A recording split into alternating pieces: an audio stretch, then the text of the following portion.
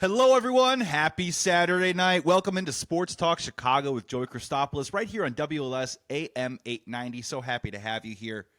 Hope you're enjoying your evening. Hope you're enjoying your drive wherever you are. We're getting ready for Chicago Bears football against the Carolina Panthers heading into week 5 of the season. So what better than to bring in a wonderful guest? He's a returning guest to the show.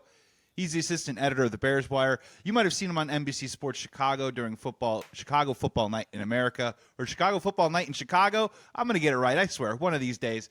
And also, you can check him out with the Bear Down Chicago podcast. It's Brendan Sugrue. What's up, Brendan? Hey, Joey. It's good to talk with you. It's good to see you again. It was awesome running into you last weekend at the game. And yeah, football's in full swing. Like, it's October officially, so I think we're feeling pretty good. How are you doing?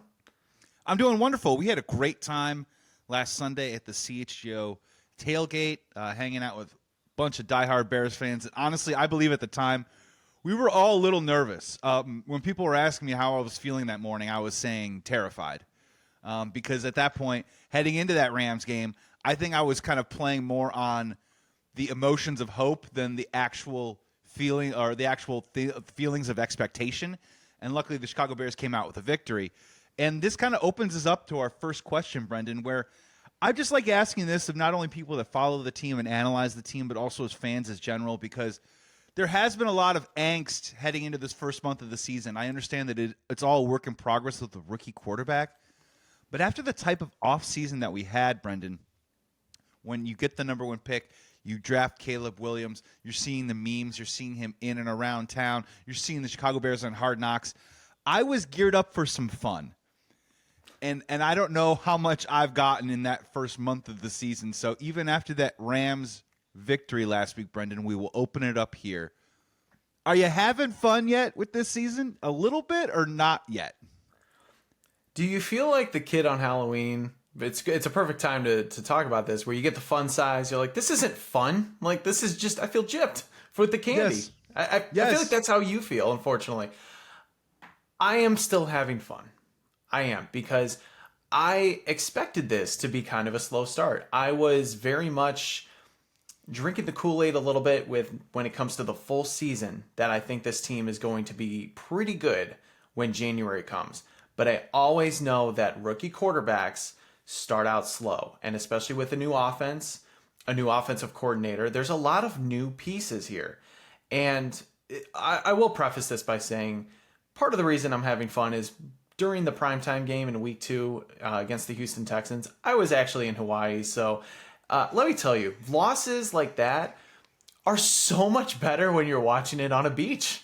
Like it's 5 o'clock out. Brendan, is that your Bears analysis? That if you want to watch the Bears through the first month, if you want to watch the Matt Eberflus Bears in September, you best do it in Hawaii.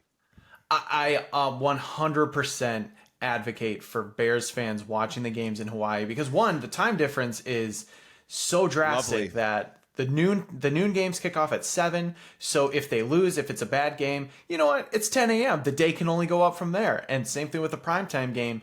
I'm not going to bed yet. I'm going to dinner. I'm going to have some drinks. I'm going to enjoy the sunset. Like, everything's fine. So I do think maybe that skewed my perspective a little bit. But at the same time, I have seen progress with this team, and it has not been the bottoming out. It hasn't been the utter garbage show that was last year, where there were coaches getting fired, there were blowouts, there were the quarterback really questioning the coaches. Things have progressively, maybe not as fast as people want to see, but they've progressively gotten better. So the fact that you're sitting at 2-2 after the first month of the season, granted some of the opponents may have been easier, I think that's a pretty positive development. And knowing that the offense continues to take strides, that this is definitely not their best football to play yet. So, and you know what? For everyone listening, life's too short not to have fun with football. Because even if your favorite team is making you miserable, just enjoy the sport, because we only get it for a finite time of the year. And I just love watching football no matter what. And if things get really dark, just go to Hawaii. Just go. Yes. Just go to Hawaii. My thought, and then you brought up a great point about some of the rear view mirror stuff that I think the Chicago Bears fans have had to endure the last couple of years. especially the way that some of the Matt Eberflus teams of the past. I don't even really want to count the first year because that team was geared towards losing. But the second season last year, the kind of start that they got off to really kind of deflated the air out of the balloon. And I think a big part about it was not only was the offseason pretty hunky-dory, pretty drama-free, very exciting for a lot of different points. I do think it maybe raised the expectation of a Bears fan maybe up a touch too high.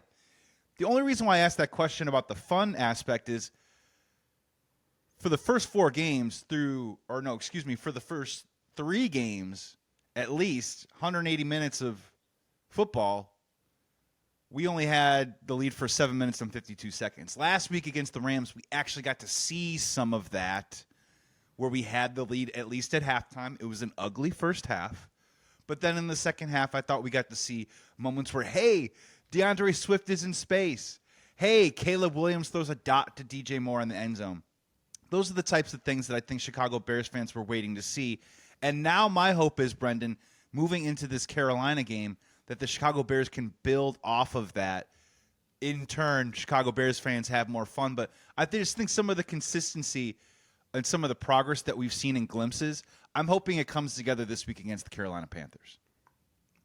I am too. And look, you've seen let's go back to week 1. And week 1 was just a horrific offensive performance by pretty much everybody. The offensive line was bad. I thought Caleb was bad. The receivers weren't doing him any favors. The running game was non-existent. And also the usage. We can talk about the fact that Cole Kmet saw, I think, 8 passing routes. He ran 8 routes total. And then he's being outsnapped by Gerald Everett. A lot of those things have gotten better thanks to Shane Waldron and the communication that's happening. So we have seen that progress. Cole Kmet's running a lot more routes now. He was featured prominently in week 3, and he had some big moments last week against the Rams. Gerald Everett didn't run, he didn't catch a pass. He ran just 3 routes last week. So you can see that usage getting better. You talked about DeAndre Swift. He's running with much more of a purpose. It seems like he's starting to find his place as well. So it is so easy, and I understand why, because the NFL is a week-to-week league, but it's so easy to get so overreactive when just one play goes south and things don't look good. It's all about how you respond. And I am very encouraged by how Shane Waldron, the players, everybody has responded, because you see it may have not completely flipped like 100%, but the running game's getting better. The usage is getting better. I think they're starting to find their identity more. And for a new offense with a rookie quarterback through 4 weeks, I think that's a very positive development. And you do want to see it continue with some of these teams that the Bears are going to play. And I think the defenses that they're going against definitely present those opportunities. So that's all you can ask for at this point. And if you can keep stacking wins while improving, and then getting to the point where the schedule becomes very difficult at the end of the year, I think you're going to be in good shape to potentially compete for a playoff spot. You just got to keep going, but they're on their way there, which I'm encouraged about. So happy to have you on the show, Brendan Sugrue, because when you say the word overreact, it makes me feel like I want to hit button for Bears fans, because let's talk about the Chicago Bears quarterback, shall we? The rookie quarterback who's 4 NFL starts into his career. I can open this up to you in terms of likes or dislikes, criticisms or praise. What has honestly, after we did all the tape, watched all the USC snaps, went through everything in training camp, 4 games into his NFL career, has there been anything positive or negative that's just kind of surprised you? You know, I didn't expect to see this coming from Caleb Williams. There's a few, I would say. And when you're talking about his USC tape, the whole narrative about Caleb Williams was that he likes to play hero ball. He's going to hold the ball too long, and he is going to go for the jugular every single time. And what we've seen a lot this season is him just making checkdowns, making those first reads and not thinking too much, getting the ball out quickly. I'm very impressed with his quick release. The ball comes out of his hands so effortlessly, and with quarterbacks that this team has had in the past, that hasn't always been the case. And yes, maybe he holds the ball a little too long sometimes, but you can see the intent there. And I'm very encouraged. I keep saying encouraged that keeps improving. Also, the autonomy that he has at the line of scrimmage. I don't think anybody thought that he was going to come in and kind of operate like Peyton Manning, because with his number 18 jersey out there, he is making checks. He is communicating so much at the line of scrimmage. It's something that I don't think I've seen in a long time from a Bears quarterback, especially not a rookie quarterback. So the fact that he has so much autonomy with this offense, being able to check in and out of plays this early in his career, it gives me a lot of hope, because it shows he has the cerebral part down. And so, yeah, I think also the part of the, I guess the dislikes maybe for surprise is that he's not going big game hunting as much. He's kind of turning down some of those deeper passes. And part of the reason is he's been inaccurate at times. He's missed throws on Rome Odunze. He's missed throws on Keenan Allen early on in the season. There was a few plays this past weekend where you saw him just pass up a perfect opportunity to get Rome Odunze down the field where he beat his defenders off easily.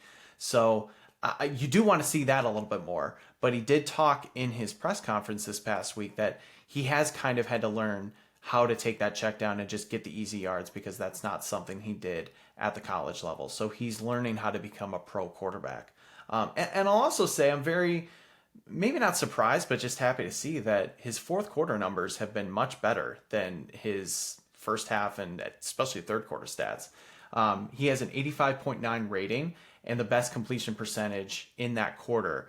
When's the last time we could say that a Bears quarterback was money in the fourth quarter? We sure know it wasn't Justin Fields last year. Maybe Jay Cutler after he threw 3 picks and had to bring the Bears back, but it's great to see that he is not, and the offense as a whole is not shying away from the fourth quarter, and they're able to close out games like we saw last week. So a few surprises, but again, you see the improvement. You see it with the eye test. You see it with the numbers. His quarterback rating was in the 50s for the first 2 weeks. It jumped to 80 in week 3, and then it was 106.6 this past week. Those numbers you want to see going in the right direction, and they certainly are for number 18. Here's my pet theory on Caleb Williams' accuracy, and I want to get your take on this. Is, as we've seen, I'm going to use a parlance or a comparison with a different sport. He definitely feels like a pitcher who just can't find the strike zone right now. And a guy who in college was known for his accuracy, known for his fundamentals, and for whatever reason, I think a lot of people have used, the word geeked up or jacked up or just really a little too excited. And you've seen that with pitchers before. They'll come into a game in that first inning, they're throwing 2 or 3 miles per hour harder than they normally would. They're missing high and away in the zone. Maybe their mechanics get a little bit out of whack. And I want to believe that's what I'm seeing with Caleb a little bit. And when we're talking about downfield passing, Brendan, I feel like his rule inside of his head is that I can't miss low and I can't miss short. So he's just a little high and he's a little long, which I think takes away from some of the touch. I think we've seen that a little bit when they run that little fake wheel with DJ Moore. I think they tried to run it last week, and it was kind of in that spot where, DJ slowed down a little bit, but you could still see it was a little high and it was a little long because he wants to put in a place where it isn't known to be in harm's way. And I still think he's trying to figure out those 1 to 2 yard differences of how to place a ball down the field at the NFL level. I just want to get your perspective on maybe, is he just trying to maybe be a little bit too careful, and maybe that's messing with his accuracy just a little bit?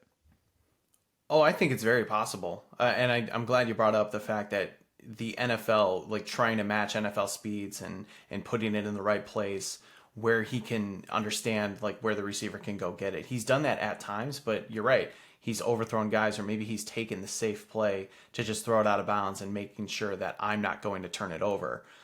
I do think there's something to be said for potentially playing too carefully. And this is sort of the concern that everybody had with a Matt Eberflus-led team, because he had that same mentality with Justin Fields last year where he was essentially saying, hey, 200 yards and no turnovers. Essentially just manage the game.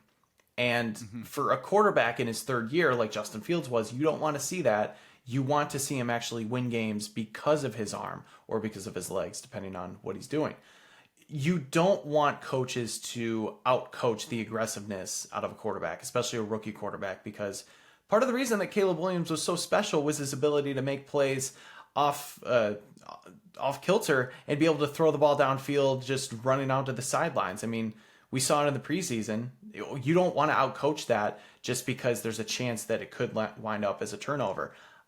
I'm not saying that is happening, but I think if somebody has that concern, it's definitely valid because he is turning down some of those big plays just to keep the ball moving and keep the ball out of harm's way.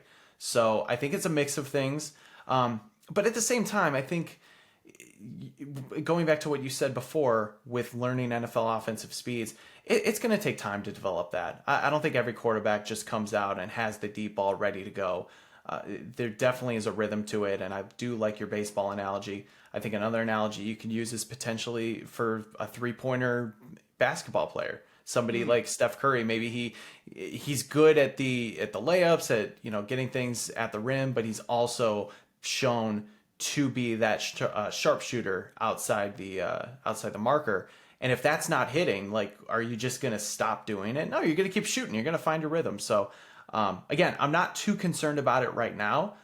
If we get into December and it's still not happening and there's still maybe a lack of chemistry there, I think then we can definitely have a much more, a bigger conversation about what that looks like. That's also another great comparison because I feel like Caleb just kind of needs to hit one. You know what I mean? Yeah.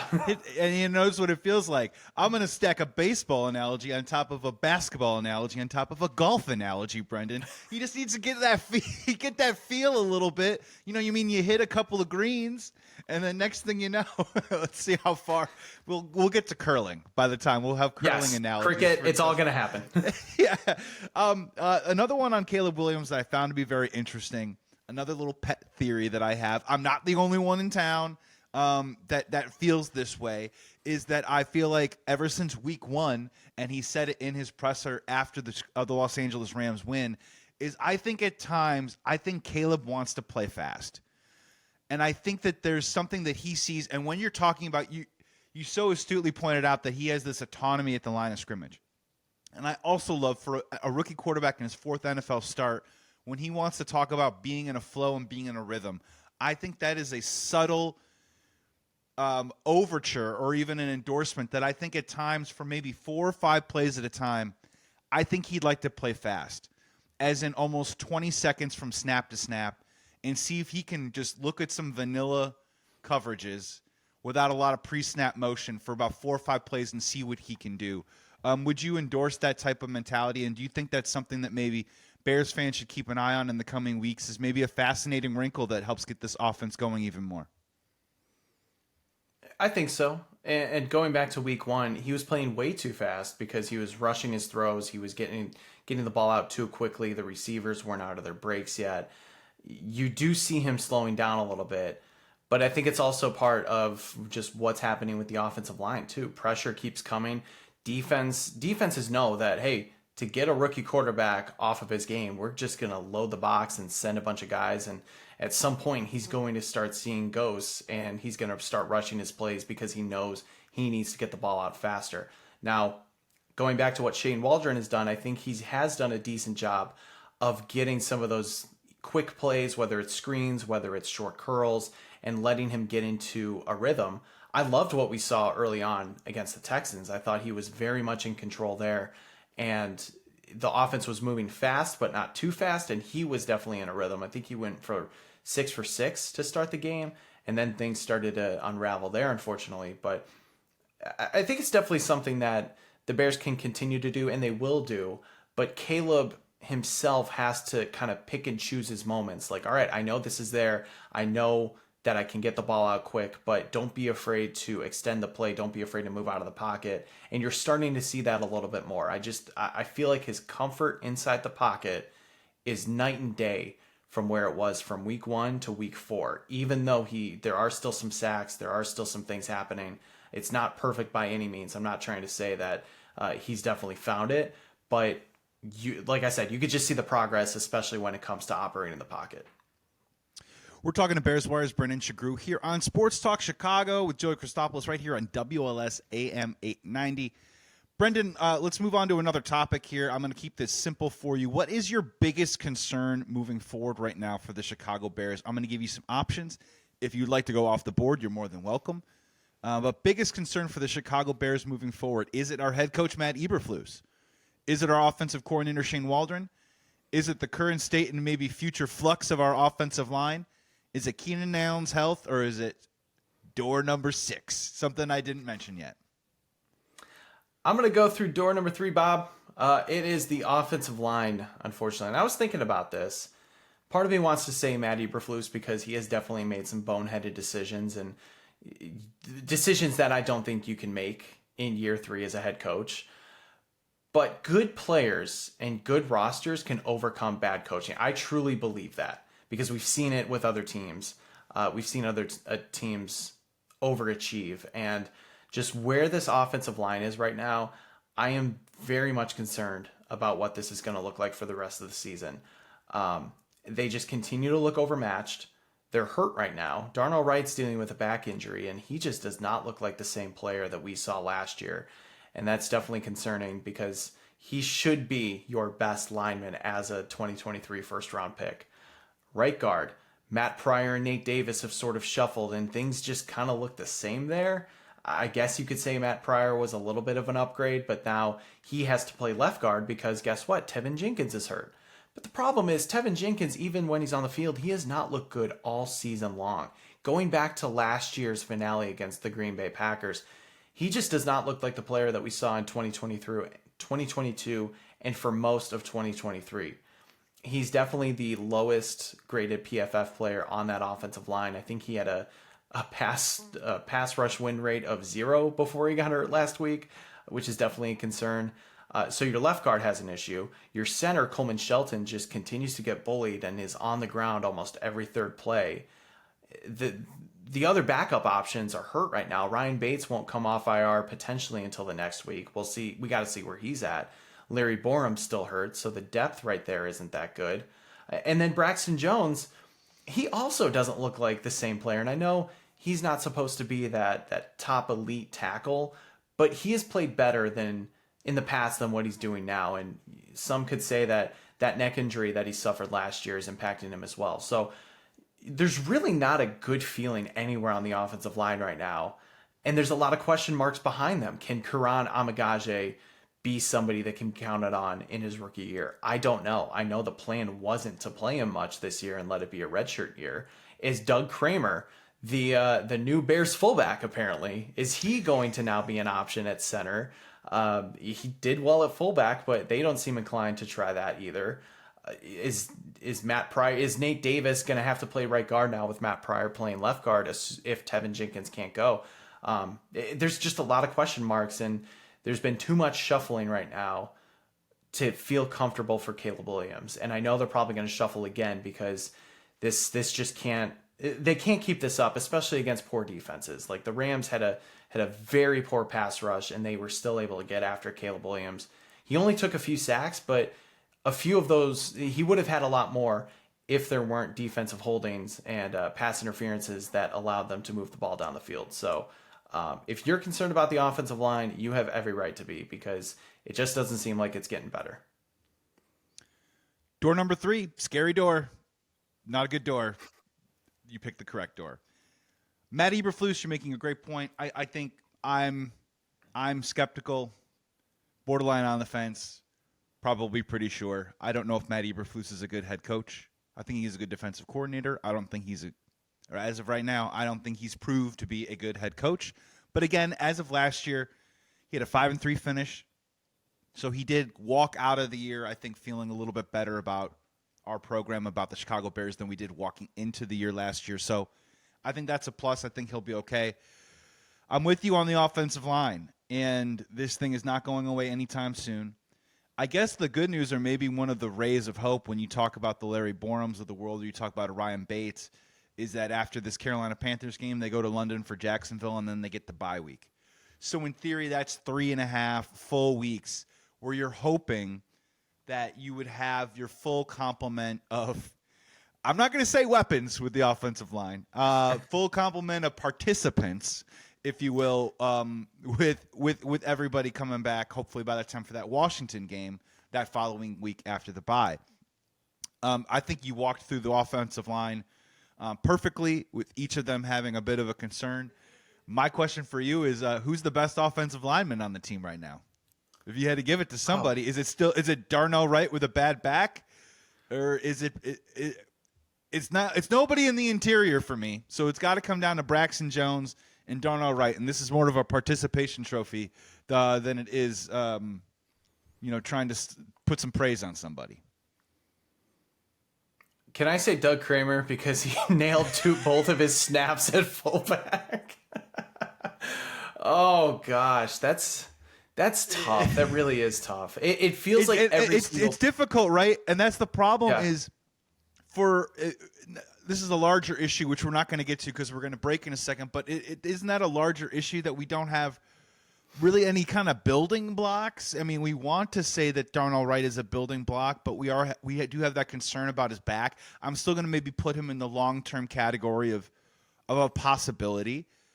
But Braxton Jones, I mean, I get it. Ryan Poles gets an opportunity to high-five people at GM meetings because they're like, wow, you found a left tackle in the 5th round. But I don't think we think that he's the future. And the other 3 guys, left guard's on a contract, center and right guard are either out the door or they're on a short term right now. And that's what's difficult about it, Brendan. I just don't see where the building blocks are today, tomorrow, and next year. You have one certain building block in Darnell Wright. You just have to make sure he gets healthy. Back issues are very complicated. We know that with offensive linemen. We've seen it, whether it's Tevin Jenkins or we can go back to, I think, Chris Colombo Williams. Chris Williams, that's it. Oh, I should have said, Chris Williams. That was tough. So right now, you can say confidently that there is one offensive lineman that will be the starter in 2025. That's terrible. So there very well could be a new left tackle. I think the entire interior is going to have to be redone.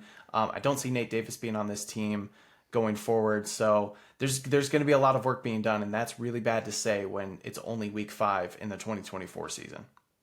And that's difficult. We're trying to turn the page in the Chicago Bears with Caleb Williams, this whole new era, trying to play different brand of football than we have in years past. And once again, no matter what happens the rest of this year, Brendan, heading into next year, there's a strong possibility that 60, 70, 80% or whatever of the offensive line is going to be brand new. We might be here in September again talking about another Chicago Bears slow start as a new offensive line tries to gel and come together. We got to take a quick break here on Sports Talk Chicago. You are listening to WLS AM 890. It's Saturday night. The Chicago Bears play tomorrow. We're coming back with Brendan Sugrue to break down the game of Bears versus Panthers, give you some keys, but we'll be back in just a moment. Welcome back into Sports Talk Chicago with Joey Christopoulos right here on WLS AM 890. I'm hoping you're having a wonderful Saturday night, Chicago.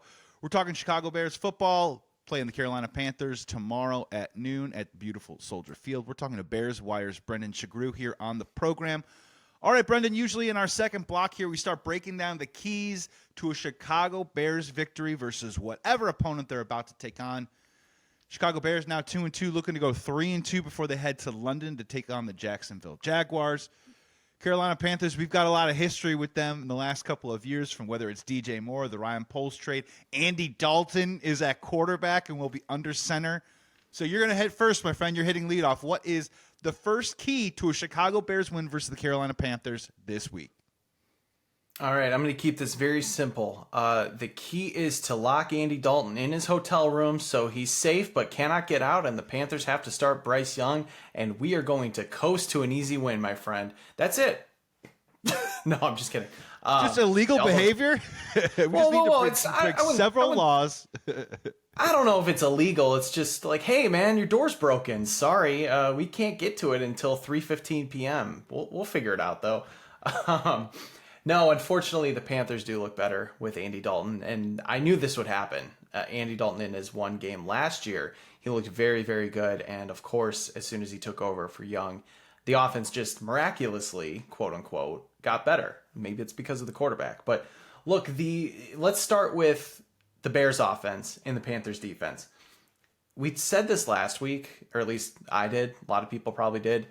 This is another opportunity for Caleb to arrive on the NFL scene and to have one of his first true signature game, because this Panthers defense is atrocious, just kind of like the Los Angeles Rams defense was. They're last in points per game, giving up over 32, and they're tied with the fewest sacks with just 5. So they give up a lot of points. They don't get after the quarterback. Oh, and also they're dealing with a litany of injuries. I know the inactives and the actives will come out on Sunday, but there's going to be a lot of guys that are ruled out. So, and even the guys that are going to be playing, they're banged up. So this is a perfect opportunity for Caleb to get after this Panthers defense and really pick them apart. So if they're not rushing the passer that much, he's got a chance to really pick his spots, maybe continue to rely on those checkdowns and use play action to then lead up to some of those deep shots, hopefully to Roma Dunze. So I truly think that this is going to be a big Keenan Allen game where he's just going to continue to get yards after the catch, maybe have his best game as a Bear, and Caleb's going to be able to pick this Panthers defense apart. My second one is on the defensive side is to blanket Deontay Johnson. Johnson is their best wide receiver by far. He's got a good rapport with Andy Dalton. And Dalton, he's one of those guys, he gets the ball out quick. He really does. And so he's a veteran. He knows where to put it. Kind of like what Matthew Stafford was doing last week for the Rams. These are going to have to be some coverage sacks by the Bears secondary. If they can blanket these wide receivers, particularly Deontay Johnson, Dalton's not going to have much room to go with the ball. So kind of take him out of the game, put Jalen Johnson on him, and make sure that this Panthers offense cannot operate with Dalton and rely on the run game, which hasn't been that good for them with Chuba Hubbard and Miles Sanders. I think they're definitely beatable that way. And then finally, flip the field position again. Do what you did last week with Torrey Taylor getting an MVP chance inside Soldier Field. He was the one that was able to put that game away. I don't believe that if the Bears get a lead, he's going to be able to pin him inside the 10-yard line again. He's kicking well at Soldier Field, which I think is a completely underrated part of his play, because as Bears fans, we know it's a hard place to play. It's a hard place to kick, really. So continue to utilize Torrey Taylor, flip the field position, and put the Panthers in long situations, because that's where mistakes happen that the Bears can capitalize on. All great stuff. Let's walk through some of these here and dive in a little bit further. Let's go back to your first key for a moment. I think we were on the same page. We were just reading a different section of the newspaper, if you will, because I think a key to this game is I want the DJ Moore revenge game, to be honest with you. I think it's a long time coming. I think sometimes, when we talk about egos and personalities, I'm not trying to say that DJ Moore is frustrated or upset. He probably is, though. And I'm not trying to say that DJ Moore has a huge ego, but I think if we want to we're not going to hit the highest heights of this offense probably in year one, but if we want to really start to open things up, I think the key to all this kind of goes through DJ Moore a little bit. And in my opinion, and it's tough having this opinion after watching some of that Buccaneers-Falcons game last night, but in my general feeling across the NFL, I know a lot of people listening are Bears fans that work hard all week long, and then on Sundays they just want to watch their own team. But Brendan, across the NFL, I have noticed a lot of the offenses do try and deploy some of these wide receivers very similar to the way that we've been trying to utilize DJ Moore, with this quick, flat, bubble screen game. Just get the ball into his hands and see if he can get you those 5 or 6 yards after the catch. I've seen it across the NFL that there seems to be a lot of check down Charlie going on, and not too many teams outside of course, the events that happened last night on Thursday, or the other night on Thursday Night Football, and maybe a team also like Minnesota that's pushing the ball down the field. We're asking ourselves, how can we not get the ball to DJ Moore downfield? But I feel like this is something that's going on with the cover 2 game across the NFL. Are the Chicago Bears kind of lumped into a group of many teams that are sort of trying to deal with unlocking some more of these plays 15, 20 yards down the field, in your opinion? Or is it a little bit more balanced than you think? Well, first off, you're channeling your inner Mel Kiper Jr. complaining about the too high safety look, aren't you? We should abandon it. We should it should be eliminated from the game. That was ridiculous. Oh my goodness. You know what? I think you have a good point. I think it is part of it where, yes, teams are looking to go side to side at times because, one, some of their pass catchers are bigger and better than these cornerbacks. Like, ideally, you could break tackles. And really, DJ Moore's been good at that. He showed it last year. He tied his career high with 9 broken tackles in 2023 when he ran quite a few screen passes. I mean, everybody got on Luke Getsy for all the screen passes, and I understand why. DJ Moore ran a ton of those, but you know what? He was good at them. He was really good at breaking those tackles, getting first downs, and getting tons of yards after the catch. But there was also a lot more deep yardage and deep opportunities mixed in there. So I think it's part of the answer is twofold. One, I do think it's part of the reason, like you mentioned, like teams are kind of looking at horizontal plays and kind of using these screens and as extensions of the run game. And you know what? For the Bears, a team that has not been able to get the run game going until last week, I think it's not a bad solution to try and get those yards that way, because if a team knows that you're just going to keep firing downfield, they're going to keep stacking the box, and or they're going to drop guys and make sure that the middle of the field is not open. And for somebody like DJ Moore, I remember in the Colts game, there was a nice one-on-one matchup. He made the DB miss easily, get a nice first down, run after the catch. There's nothing wrong with that. You do want to see a little bit more variety there, but I think that goes back to Shane Waldron trying to figure out what pieces fit best. DJ Moore was doing everything last year because he was the only guy that could do it, really. I mean, you had Darnell Mooney. Fields wasn't necessarily looking his way back then, so DJ Moore was most definitely the catalyst of that offense. Now you have a lot more mouths to feed and a lot more guys who have different skill sets. Like Rome Odunze realistically should be your deep threat, and he's been running deeper routes. So I do think DJ Moore's time is coming. It's a little bit of a mix of trying to figure out where he fits best, but also wanting to get the ball in his hands because he is so good at breaking those tackles and making guys miss in space.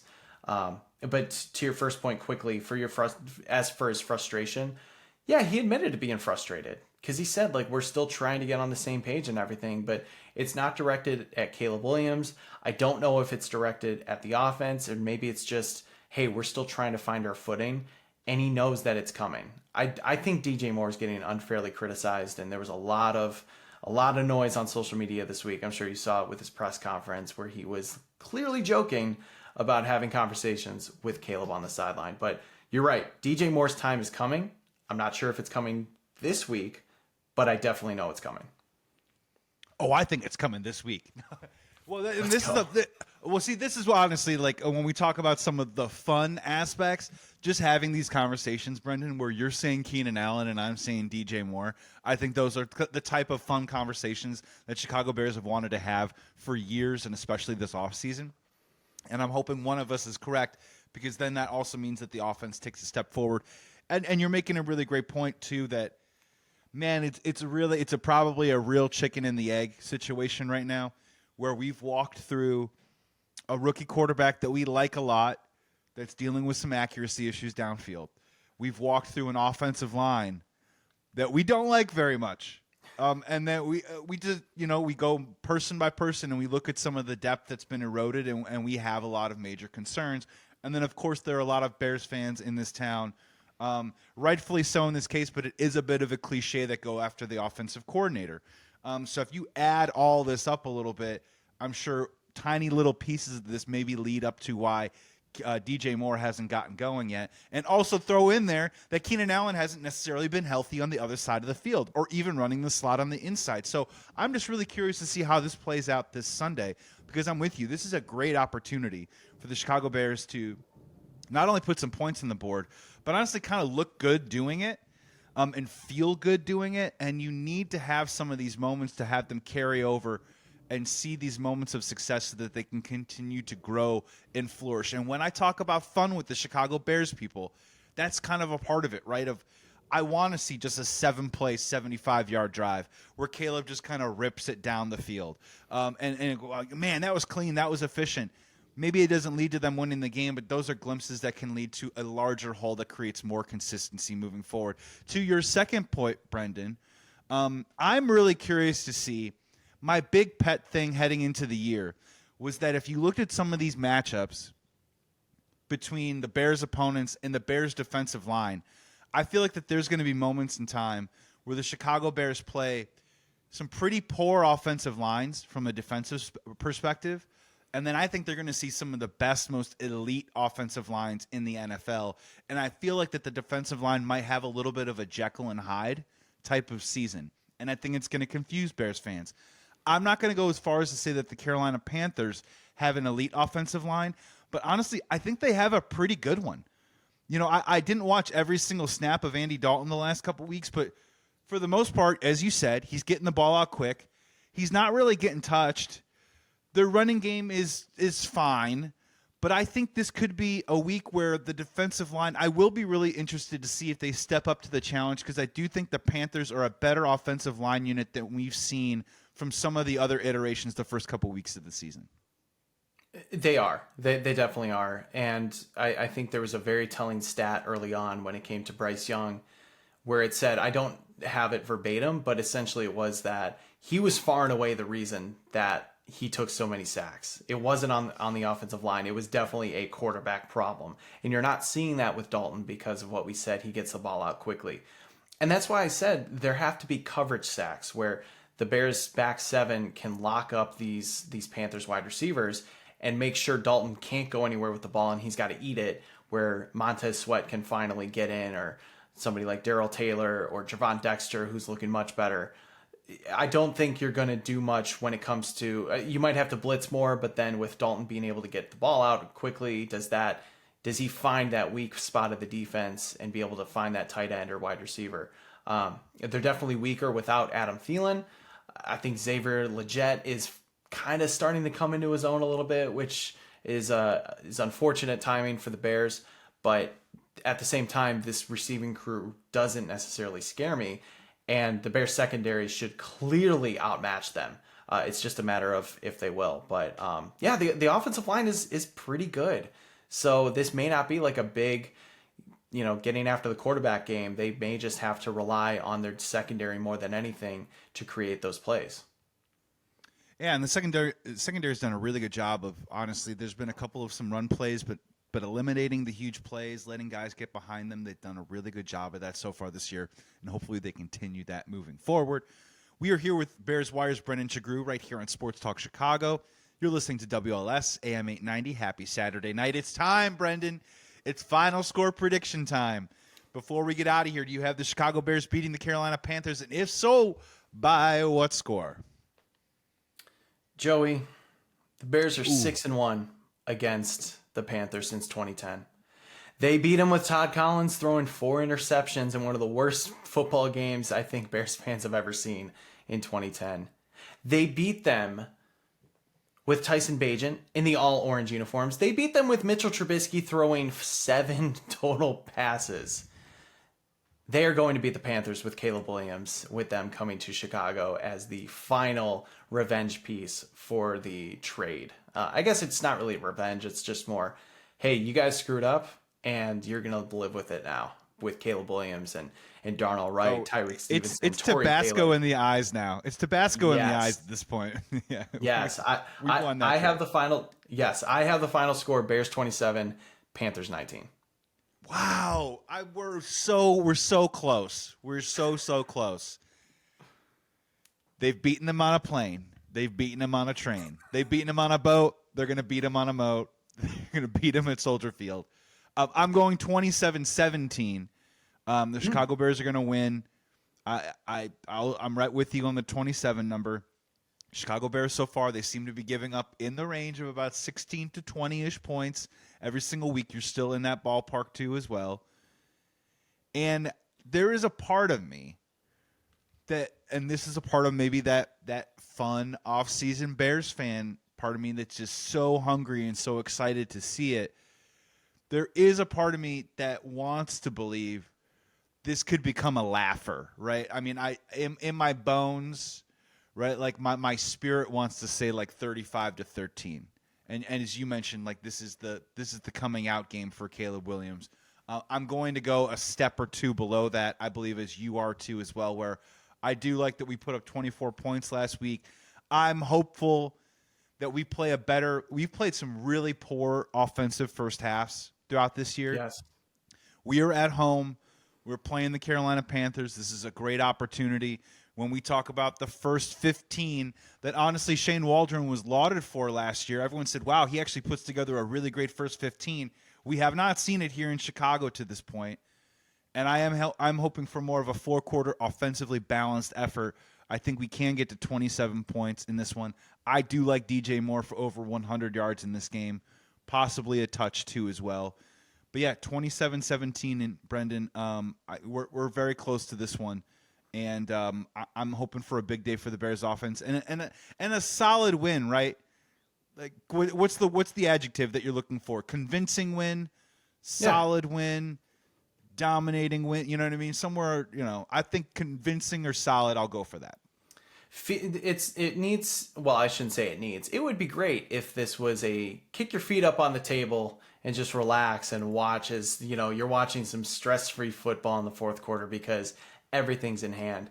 I will say quickly, I'm glad you brought up Shane Waldron's first half issues because in my Bears Wire takeaways article this past week, I called him the anti-Luke Getsy. He's been just terrible in the first half, and especially with the scripted plays, whereas that was all Luke Getsy could do. He was phenomenal at getting those first two drives and getting points on the board, whereas Shane Waldron just literally can't. But then where Luke Getsy faltered in the fourth quarter, I think that's where Shane Waldron has been at his best for the most part, and things have improved there. So if they can get off to a hot start and actually give the defense a lead, like let's say it's 7-0 after the first two drives, I feel very comfortable because we know how this defense performs when it has a lead in the past, and they really haven't had that luxury the past 4 weeks yet. So very good. That should have been one of my keys. I'm glad you brought that up. Last one for you, Brendan Sugrue here on Sports Talk Chicago here on WLS AM 890. You mentioned the possibility that Bears fans, hopefully, if our score predictions go the way that we want them to, maybe we'll have their feet up and feeling good about themselves on a Sunday. So why not? Let's just do a quick little look ahead, because I want Bears fans to understand that, the second half of the year, the NFL did this to almost every team. The NFL scheduled a lot of in-division games from week 10 or week 11 on throughout the rest of the season. So the Chicago Bears playing in the NFC North, which I just did a show on the other day thinking, I'm saying now the NFC North might be the best division in the NFL. It's certainly the best division in the NFC, in my opinion. So this second half of the schedule is getting more daunting by the week. So having said that, Brendan, this upcoming slate that we have here can be a very, very crucial moment for the Chicago Bears season. And unfortunately, we are still having a quarterback who's getting better. We still have an offensive coordinator that's still learning the ropes a little bit of this offense, and we have an offensive line with pieces that we don't like. But after this Panthers game, they go to London to play Jacksonville, the Jacksonville Jaguars. They get a bye week, which is going to be very important, hopefully, for the offensive line to get some more healthy bodies out there. Then they go to Washington. They come home for the Arizona Cardinals, and then they have the New England Patriots at home as well. Wait, am I getting that right? Yeah, the Patriots game is at home? No, Patriots game is at they're playing the Cardinals on the road. They're playing Arizona on the road. Thank you, because they hosted them last year. So Panthers, Jaguars, Commanders, Cardinals, Patriots. 5 games in the next 6 weeks. Where are you on the urgency factor of, do the Bears need to clear 4 of those games, or is 3-2 just as good for you? I think everyone in Chicago will agree a 2-3 won't cut it. A 1-4 certainly won't cut it. And an 0-5 will be asking Matt Eberflus to leave town. So 3-2, 4-1, 5-0. What do you think is going to be important for the Chicago Bears through this next stretch of winnable games, in my opinion? This is a very good question. And it's hard to look ahead because, again, NFL's week to week, things change. But yes, I will. I'll be okay with 3-2. And essentially that means you're taking care of business somewhat at home because you are losing a home game when it comes to Jacksonville, unfortunately. But let's say the Bears take care of business this weekend like we predict. The biggest key for London to me, because the Jaguars are in just a tailspin right now. I don't think anybody saw this coming. Maybe they thought it would not be as good as what we saw in 2022 and for the first half of 2023. But that is a desperate team right now, and desperation could yield positive results for them.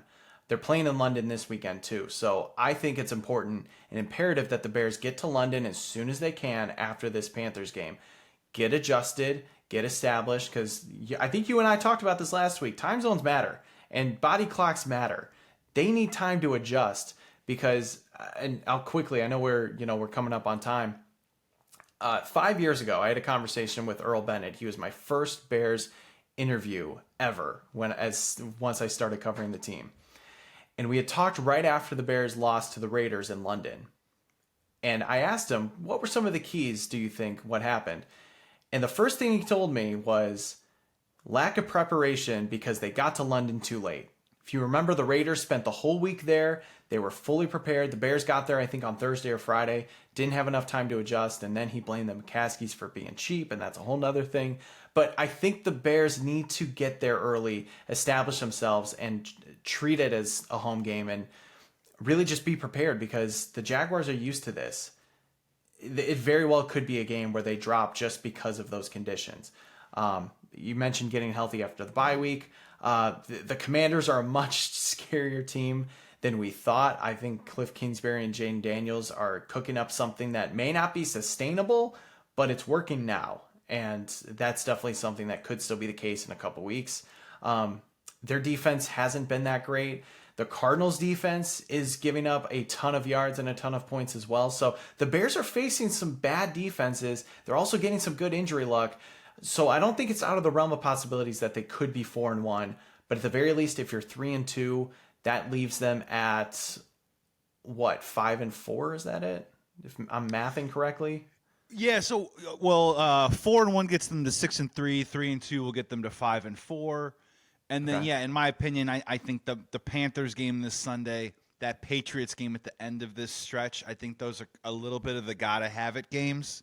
And then the middle, you have this 3-game slate with a week in between, obviously, Jacksonville, Commanders, and Cardinals, where it's a 3-game series, right? If you win the series and you take care of business on the bookends, you're basically 4-1 at that point.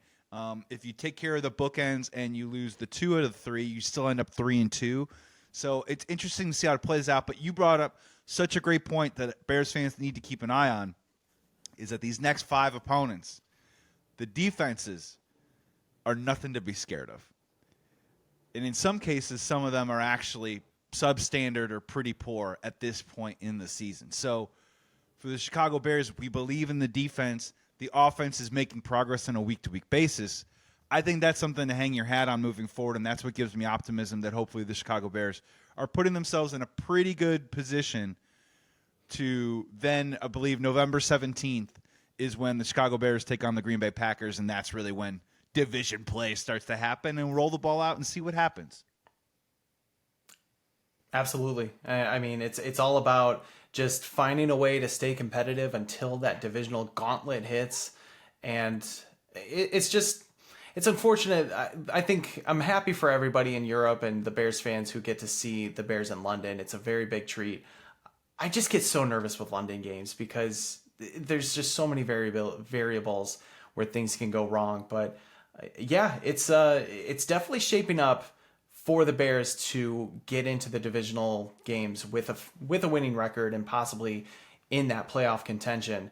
You still got to play the games, though, and a lot can happen, and hopefully the Bears continue to have relatively good injury luck, and they can escape these games free of, I'll just say, you know what? I'm not going to say it. I don't want to jinx it. Just hopefully everybody stays, healthy and we're good to go. I don't like putting things out in the universe. Chicago Bears 5-0. Here we go, baby. Here we go. 5-0. You heard it first here on WLS AM 890, my friend.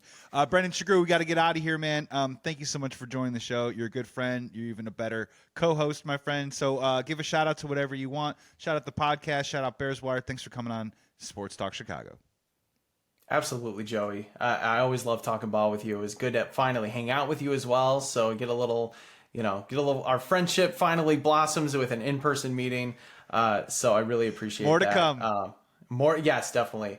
But yeah, please make sure you check out my work at bearswire.com. All of our writers, we have a ton of work going out. I recently just had a sit-down interview with Bears Pro Bowl defensive end Montez Sweat that you can check out there. And then our podcast, the Bear Down Chicago podcast, with myself, Ryan Dangle, Jack Wright, Patrick Sheldon, Cam Ellis, and Logan Bradley. We podcast every Sunday evening. So if you're looking for a post-game opportunity, make sure you come check us out on YouTube and our podcast as well. So yeah, we'll continue to keep the conversation going, and make sure you follow me on Twitter or X at Brendan Sugrue. That's SUGRUE. Thank you so much, Joey. Always appreciate it. Always fun talking ball with you, my friend.